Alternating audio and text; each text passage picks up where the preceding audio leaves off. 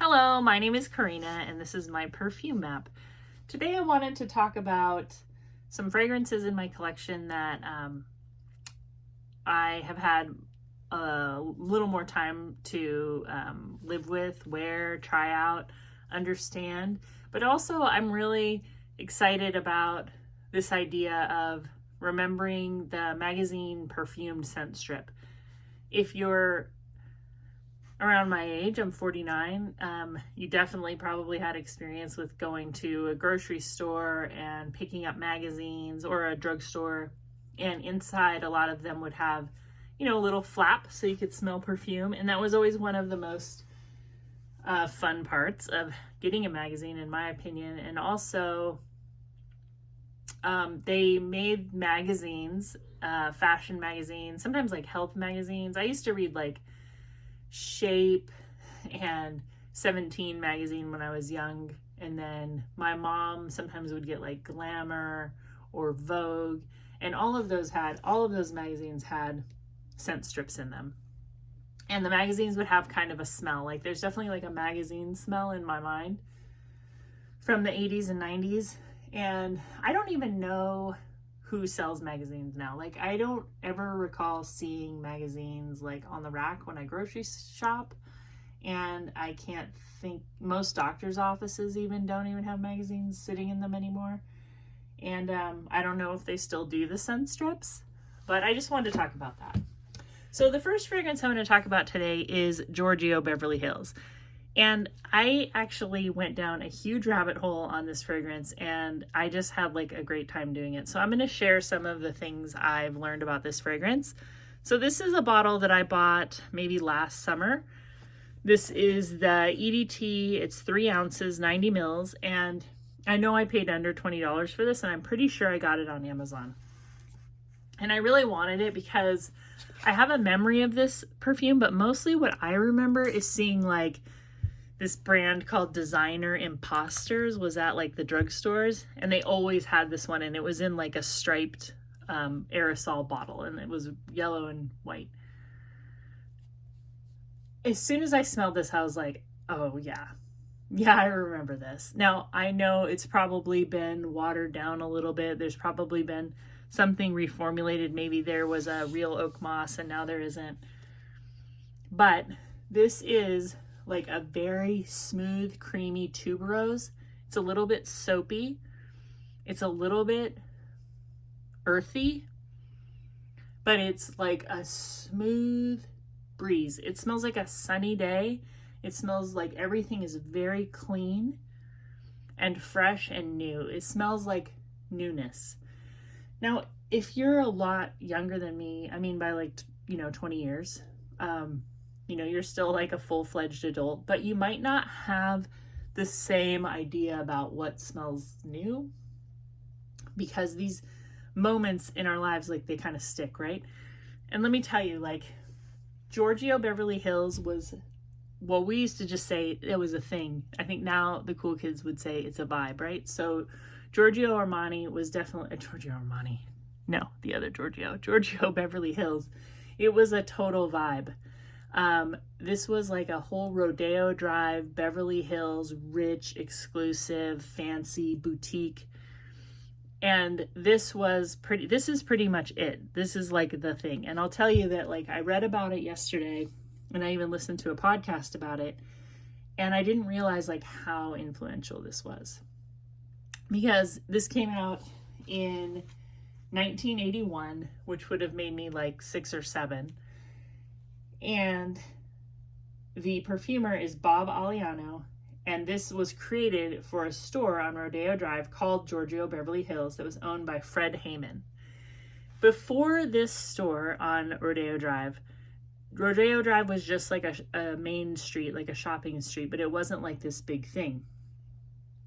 After this store opened, it was very exclusive because they were importing clothes like from Halston and different designers, and like royalty shop there if they were visiting the US, or very well-known Hollywood starlets like Elizabeth Taylor, Natalie Wood. I mean, these like big name super starlets went there, and it was like a very fancy store that, like, while the men were waiting for their wives, there was like a pool table in there, and there was a fancy oak bar, and they could like smoke and drink while their wives were spending like big money. But the thing that made this a lot different, and the reason why it would never exist today, is because it was very exclusive. Back in the 80s, nobody had credit cards. Nobody had a firm. You couldn't spend money that you didn't have. Like, that was very, very hard to do. Even as a kid, I remember my parents always just had their separate money in like envelopes. Like, this is the grocery money, this is the gas money, this is the this money. And I remember when my parents had like cards, but they were charge cards, meaning they could charge something and then pay it at the end of the month. It was like, I was pretty old before my parents started using credit. Today, exclusivity, it doesn't exist because there's nobody keeping anybody out. If you want to go buy a very fancy handbag and you have $0 in the bank, there's a good chance you can still get it on credit. This was a different era. For you to be very fancy, you had to have a lot of money. So Giorgio Beverly Hills really catered to that person with a ton of money who wanted the best stuff.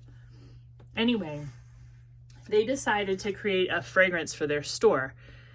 And Fred Haman's wife was at the time Gail Haman, who has also made these fragrances that are kind of considered sort of lowbrow at this point, like Delicious Feelings, Delicious Cotton Candy. I don't have either of those, but after this deep dive I did, I definitely am interested.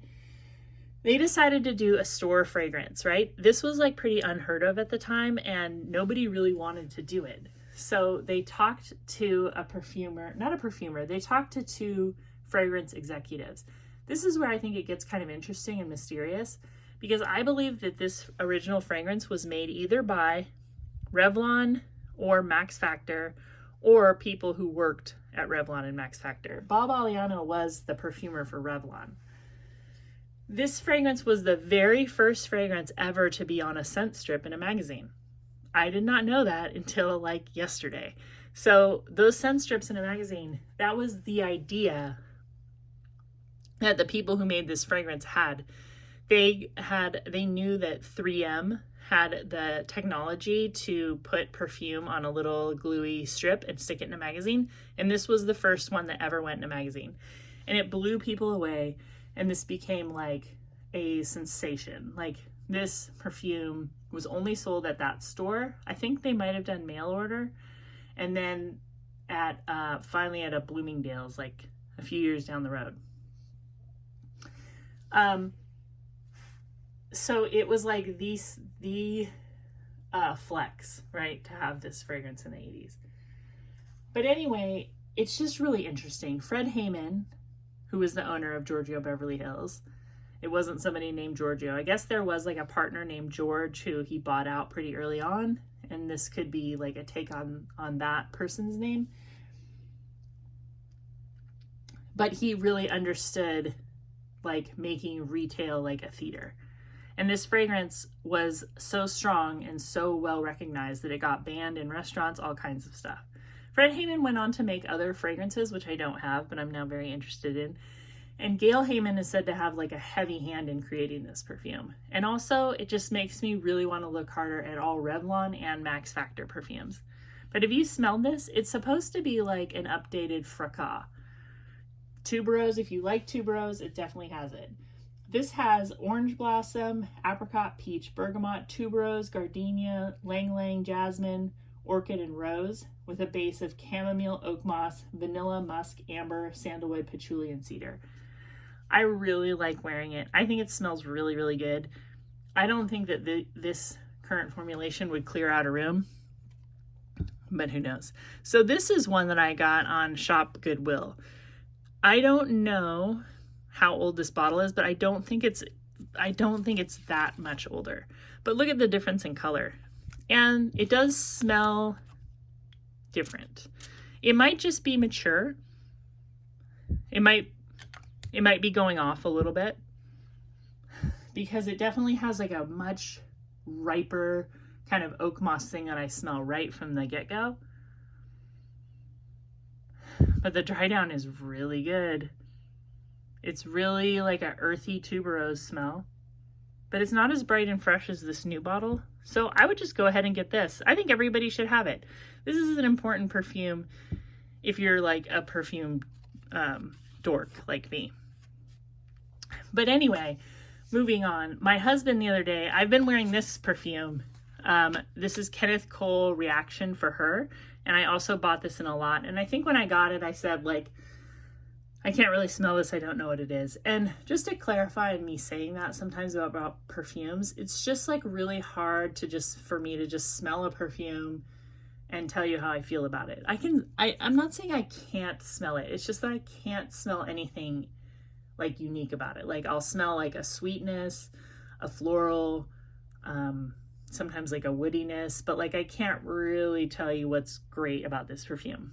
Since I've purchased this, I've worn this several times, and I have to say it's become not like a favorite, but I really like it, and I'm gonna keep wearing it. It's kind of in heavy rotation right now. So this perfume, Kenneth Cole Reaction, has melon, grapefruit, watermelon, orange, apple, raspberry, lily of the valley, jasmine, and violet, amber, cotton candy, musk, and vetiver in the base. This was created by Laurent Lagarnac. I hope I'm saying his name right. And I have I have some of his other fragrances that I want to talk about because I think he's an interesting perfumer. And I really like this. This is like a fruity, kind of tart, aquatic fragrance with this amber, cotton candy, vetiver, musk in the base. And the cotton candy isn't like super hot and steamy like in, you know, Aquilina Pink Sugar. It's just kind of like this sugary sweetness in the base.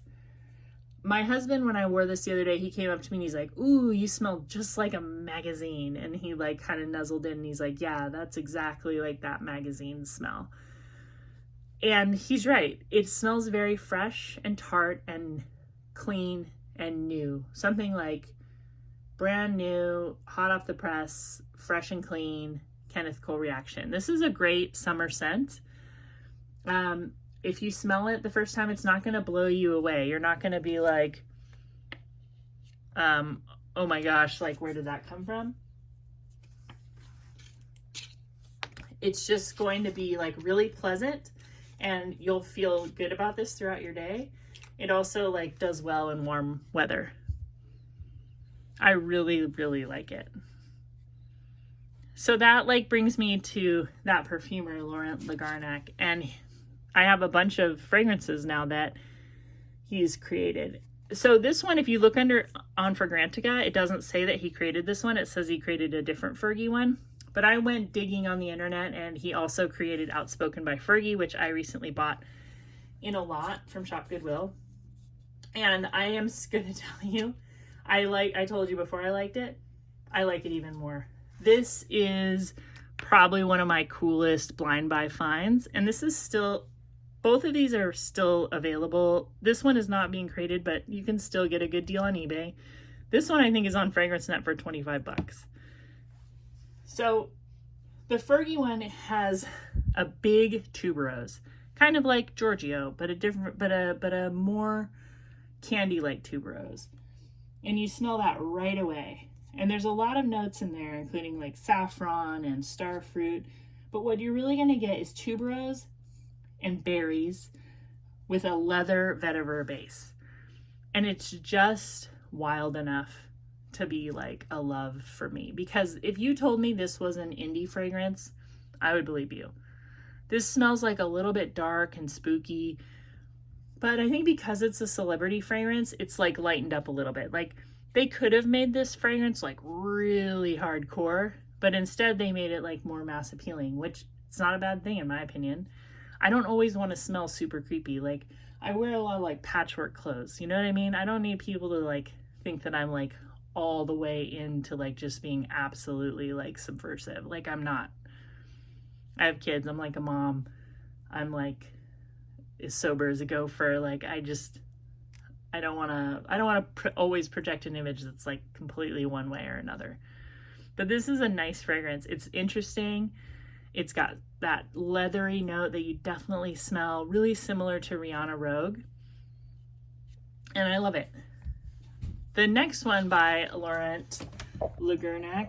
And if I'm saying his name wrong, you can correct me. Oh, I'm happy to be corrected. This is Christian LaCroix Rouge. And this is an Avon fragrance. And the funny thing is, if you look on Fragrantica, they have it listed twice, once as an Avon fragrance and once not. It's an Avon fragrance. It's never was made any other way.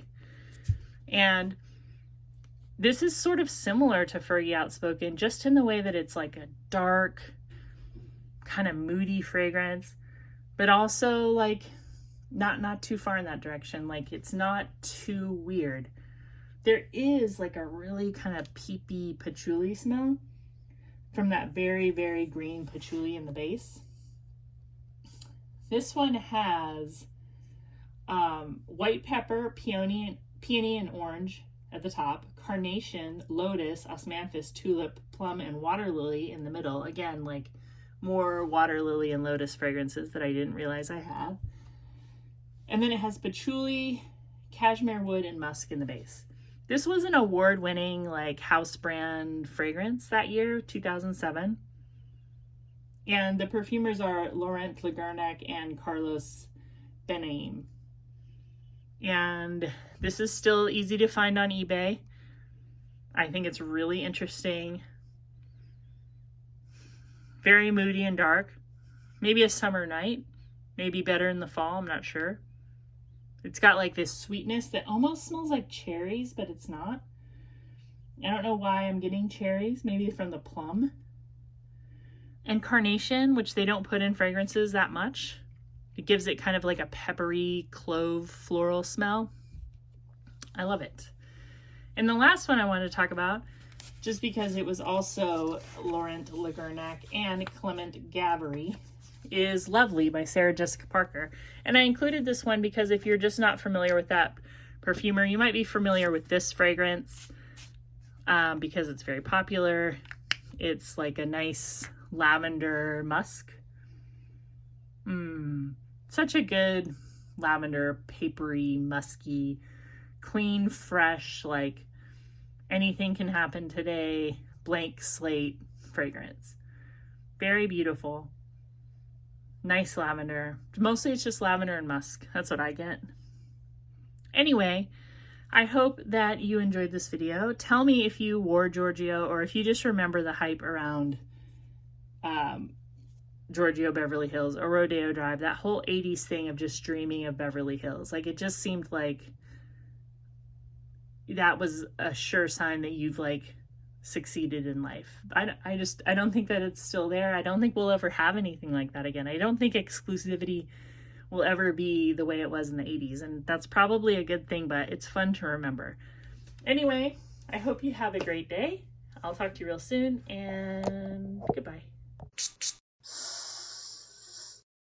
Subscribe.